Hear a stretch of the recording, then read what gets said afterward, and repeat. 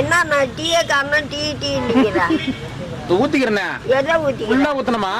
ஐயா ஐயா ஐயா சூடாக்கிது கையில. அது ஏன் நான் டீன்னு சொல்றேன்? நான் வேற வாங்கிக்குவேனே. என்ன ஊத்திட்டேன் பாரு பாட்டி கப்புல.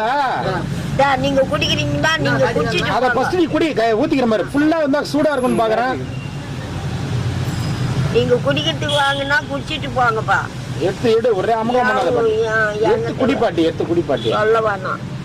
டீயே காணோம். டீ டீ என்ற. ஐயோ டீ அம்மா டீ கிட்ட டீயே காணோம், டீயே காணோம்ன்ற.